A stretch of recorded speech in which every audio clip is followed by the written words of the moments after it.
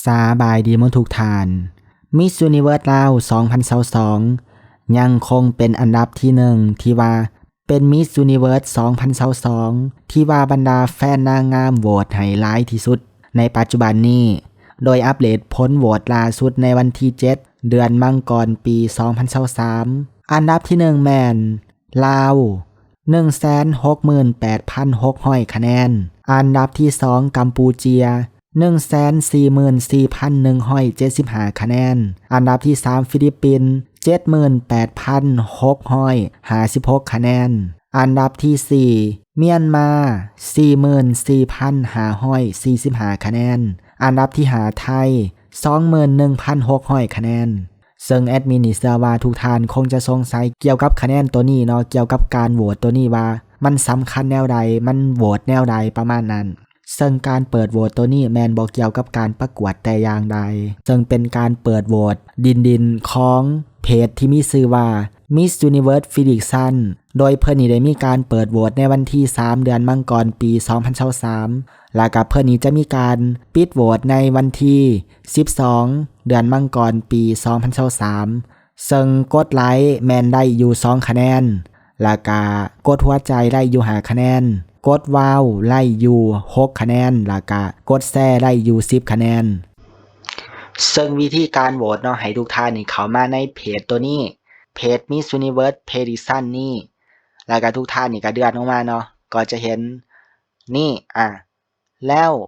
กดเข้ามาบนนี้เนาะแล้วก็หาเลือก Miss Universe ที่ว่าทุกท่านนี่อยากโหวตให้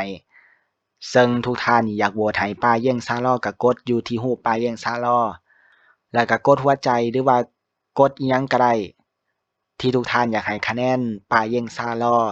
กดไลค์นี่แม่นได้อยู่2คะแนนแล้วก็กดหัวใจได้อยู่5คะแนนกดว้าวได้อยู่6คะแนนกดแชร์ได้อยู่10คะแนนซึ่ง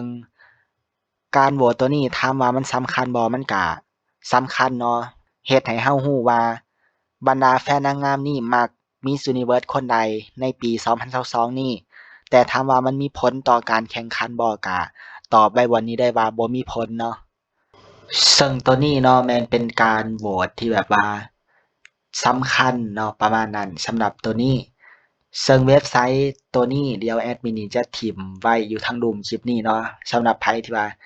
มีกำลังทรัพย์ก็สามารถมาโหวตให้กับป้าเยี่ยงซาลอหรือว่า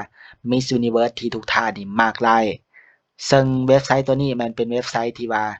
เป็นการโหวตที่ว่าสำคัญและก็มีผลต่อการประกวดเนาะสำหรับตัวนี้สำหรับการโหวตในเว็บไซต์ตัวนี้แม่นเขานี่บ่ได้บอกเนาะว่า Miss Universe ประจำปี2022จากประเทศใดที่ว่า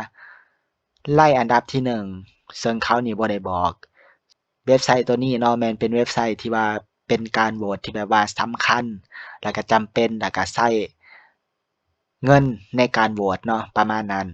ซึ่งสำหรับท้ายคลิปนี้ก็จบคลิปไปด้วยคลิปของแม่สไปซ์ซึ่งเป็นกูรูนางงามแห่งประเทศไทยซึ่งเพิ่นนี่ยกให้นางงามลาวหรือว่า Miss Universe ลาว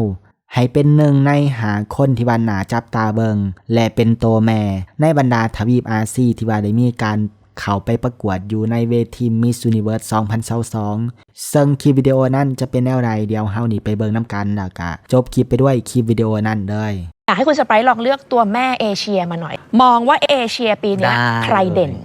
ประเทศแรกที่ไปให้ก็คืออินเดีย2เลยที่คิดว่าน่าสนใจก็คือฟิลิปปินส์3เลยที่ให้ก็คือ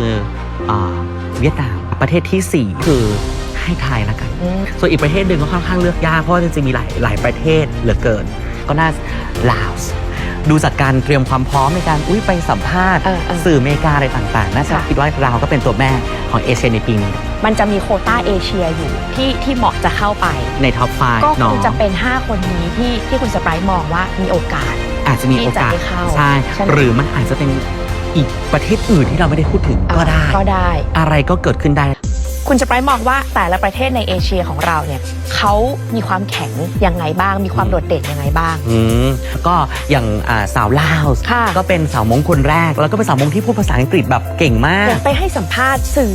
ของที่อเมริกาด้วยใช่ไหมคะถูกต้องค่ะหลายคนอาจจะมุ่งเน้นไปด้านของการทำลุคบุ๊กทำแบบทำเรื่องของแฟชั่น